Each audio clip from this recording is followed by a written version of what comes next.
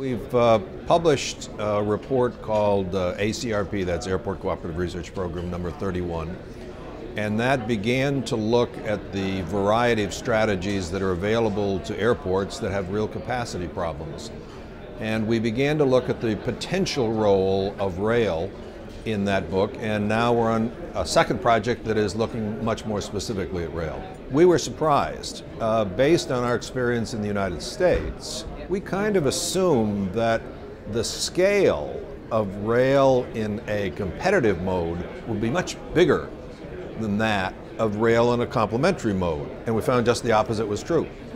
We located about 6 million diversions where people used to be on the air in the corridor and moved away to the Eurostar or a fancy high-speed train. We found about 23 million, like 4 times as many, where they're served by rail, and to serve with the airport. They're given a very fast trip to the airport. Now it's very important that you note that we're not talking about the Heathrow Express or a subway in the metropolitan area to the airport.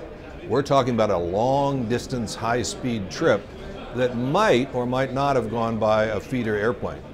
So we found about 23 million of those, and we only found 6 of the diversions. That was a surprise. I think the biggest challenge for intermodality is for us to be flexible. We have certain ideas in our heads, and those ideas may or may not have anything to do with what the free market wants to do.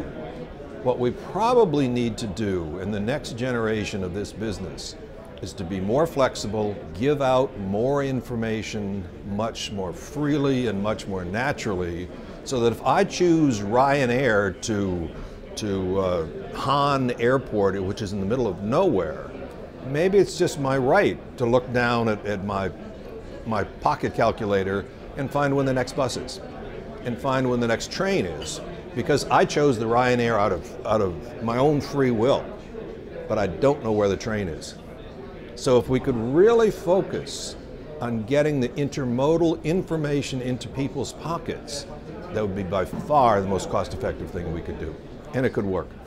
The key to cooperation is to respect the market behavior of the individual. Telling these enormous organizations that the air schedule has to change to meet the train schedule has to change to meet, that's very difficult, and we probably can't do it.